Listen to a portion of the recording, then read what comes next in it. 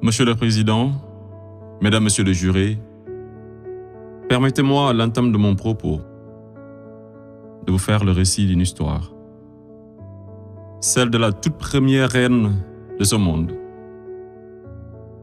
Une reine d'une beauté légendaire, au cœur pur et généreux, à qui la nature avait fait don de richesses inestimables.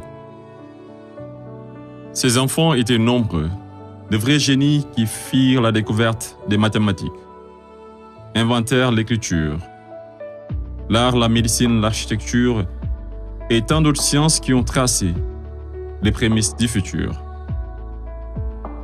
Ils vivaient tous libres et épanouis, jusqu'au jour où la malédiction frappa la reine de plein fouet. L'ange de la mort venait de guider une vieille dame venue des contrées lointaines, dévastée par la sécheresse, qui fut pendant très longtemps à la recherche d'une île autrefois appelée Eldorado. Elle parvint enfin à déposer ses valises aux portes de cette île aux multiples trésors cachés, accompagnée de ses enfants les plus assoiffés, puis songea à construire un cheval de Troie qui sera offert en signe d'amitié, et lui fit don également de nombreux présents, parmi lesquels une boîte de Pandore. Le malheur s'empara alors de ce gigantesque royaume, entraînant la chute de sa reine, la mort de certains, et l'exil d'autres des plus valeureux. Ce fut l'effondrement d'une civilisation qui aura duré des décennies, une histoire plagiée et falsifiée. Fin de l'histoire. Monsieur le Président, je mesure combien il est difficile pour un jeune avocat d'Afrique, sans aucune expérience et qui n'a nulle connaissance des affaires géopolitiques, de plaider pour la mère Afrique contre l'une des mafias les plus dangereuses au monde, la France-Afrique. Cependant, quoique trop inférieur à mes adversaires, j'ose espérer que je serai tout de même en mesure de vous exposer clairement les faits, afin que vous n'ignoriez aucune partie de l'objet sur lequel vous êtes appelés à vous prononcer. Je vous prie alors de m'écouter avec bienveillance. Mesdames, Messieurs les jurés, vous n'êtes pas sans savoir que l'Afrique a été réduite à 400 ans d'esclavage, à 250 ans de colonisation. Et aujourd'hui encore, l'Afrique est sous la domination de ces délinquants, ces va-t-en-guerre, criminels en col blanc, ces salauds et mafieux de la pire espèce. Objection! Objection rejetée. Modérez votre langage. Désolé, Monsieur le Président. Le plus grand mal de l'Afrique, je n'ai pas peur de le dire, c'est les multinationales françaises, telles qu'Areva, Bouygues, Bolloré, Total et consorts, qui se cachent souvent derrière les dirigeants français, dont elles financent les campagnes. Et en contrepartie, ces derniers sont tenus de mettre la pression sur certains dirigeants africains, qui, de peur de finir comme un Thomas Sankara, ou un Sylvanus Olympio, ou encore un Muammar Kadhafi, pour ne citer que cela, se voient contraints de leur accorder le plus gros marché, sans passer par aucun appel d'offres, sans oublier toutes les mallettes d'argent qui sont envoyées en direction de l'Élysée, pendant que les pauvres Africains crèvent de faim dans les quartiers délabrés. Et on s'étonne de voir de jeunes Africains désespérés s'embarquer sur un navire de fortune à la quête d'une vie meilleure. Et je vous assure qu'ils sont nombreux parmi ces jeunes à avoir tenté toutes les voies et moyens légaux, mais en vain. Pendant ce temps, la France et l'Union européenne se font des fortunes derrière leur business le plus lucratif, les demandes de visa Schengen, qui sont pour la plupart rejetées sans aucun motif valable. Monsieur le Président, avant que je n'oublie, permettez-moi de poser une question à la France-Afrique. Parmi tous les leaders africains morts assassinés, pouvez-vous nous citer ne serait-ce qu'un qui fut réputé un grand ami de la France? J'imagine qu'il n'y en a pas eu. Mesdames, Messieurs les jurés, je vous laisse juger. Monsieur le Président, j'accuse la France-Afrique, de crimes contre l'humanité, de crimes d'agression, de crimes économiques et d'avoir été derrière des crimes de génocide. La plupart des dirigeants français sous la Ve République me rappellent des propos d'un homme sage qui disait, je cite, « Les postes éminents rendent les grands hommes encore plus grands et les petits hommes encore plus petits. » Fin de citation. Et le pire d'entre eux, c'est ce nain assassin de Sarko. Ce trafiquant d'influence, connu pour sa mégalomanie, l'homme aux scandales multiples, Bettencourt, Tapi, Kadhafi et j'en passe. Ce criminel contre l'humanité, toujours en liberté, qui se la coule douce derrière les mélodies de la brune, alors que sa place se trouve à la haie.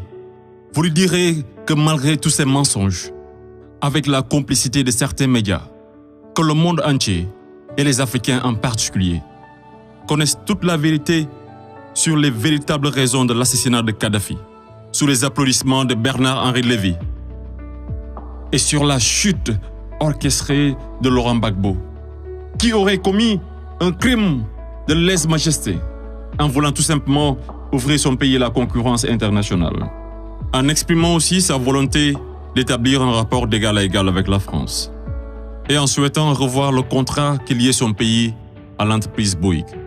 Bouygues, du fameux Martin Bouygues, un ami intime de Sarko, par ailleurs parrain de son fils du nom de lui, tous les deux impliqués dans le conflit ivoirien. Ce n'est pas un hasard. Mesdames, Messieurs les jurés, ai-je besoin d'en rajouter un mot pour que vous compreniez ce jeu d'échecs qui se joue sur le dos de pauvres Africains, alors qu'ils doivent tout à l'Afrique? C'est grâce aux Africains que vous avez une république que vous appelez la France. C'est grâce aux Africains que vous êtes enrichis.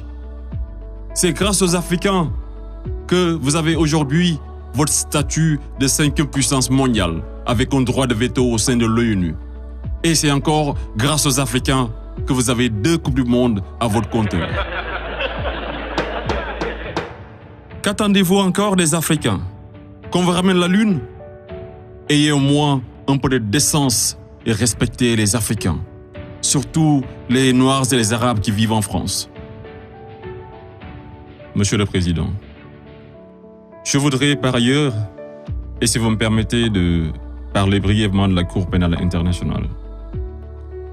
Il est un proverbe qui dit « Dis-moi qui tu fréquentes et je te dirai qui tu es ». Je propose de jeter un coup d'œil sur le profil des procureurs de la CPI. Commençons par l'actuel procureur de la CPI, une dame que je respecte pour 2 raisons. Pour son courage, pour avoir prouvé qu'être une femme et noire ne saurait être un obstacle à la réussite sociale, que la femme noire était capable de s'imposer partout et devant n'importe qui, et pour son combat pour la défense des droits des femmes. Mais devrions-nous faire semblant d'oublier qu'elle fut procureure générale, proche collaboratrice et conseillère juridique du président, et ministre sous l'une des pires dictatures de l'histoire de l'Afrique, sans jamais démissionner? N'est-elle pas comptable de ce régime? Le premier procureur de la CPI, l'Argentin Luis Moreno Ocampo, une haute personnalité dont le nom est impliqué dans les affaires de viol, de corruption, d'abus de pouvoir. Un procureur de la CPI qui détient avec son épouse des entreprises offshore dans les paradis fiscaux des îles Vierges, de Panama et de Belize. Et c'est le même type qui aujourd'hui offre ses services aux personnalités poursuivies par la CPI afin de les aider à échapper au séjour à la haie, moyennant de grosses sommes d'argent. Et tenez-vous qu'ils sont 123 pays à avoir ratifié le traité de Rome. Et sur 10 enquêtes ouvertes, 9 sont africaines. Je me pose la question à savoir, sommes-nous dans une cour pénale internationale ou africaine? Voilà une cour qui représente pour les Occidentaux un instrument d'oppression et de domination des Africains et de leurs dirigeants. C'est pourquoi l'Afrique a besoin d'une cour pénale africaine, par les Africains, rien que pour les Africains et financée par les Africains.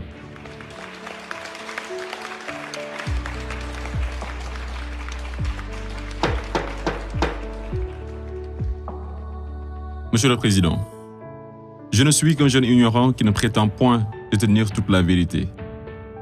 C'est pourquoi je vous apporte des documents qui vous permettront d'y voir un peu plus clair. À l'exemple de cette copie d'une conférence de François-Xavier Verschave intitulée « De la France-Afrique à la mafia-Afrique ».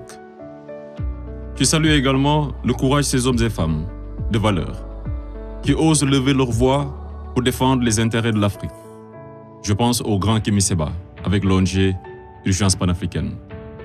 Je pense également à notre frère Claudie, à Fatou Diom, au grand Youssou N'Dour, à notre maman Angélique Kidjo et d'autres artistes des plus engagés comme Alpha Blondy et Teken Diafa Koli, pour ne citer que cela.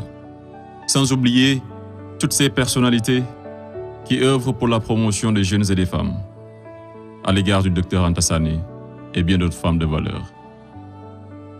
Monsieur le Président, loin de moi l'idée de proliférer des menaces.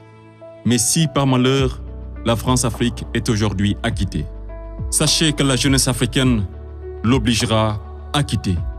Elle se mobilisera davantage et réunira toutes ses forces vives, hommes et femmes de valeur, sans exception d'âge, intellectuels, sportifs de haut niveau, artistes de renommée internationale et sympathisants de l'Afrique. Et tous mèneront une campagne dévastatrice par tous les moyens pacifiques afin de dégager un par un ces bénéwiwi, présidents marionnettes de la France-Afrique, en faveur de vrais leaders panafricains véridiques qui auront le courage de mettre fin à la domination de cette mafia et qui décideront de la fin de la plus grosse arnaque de l'histoire, le franc CFA.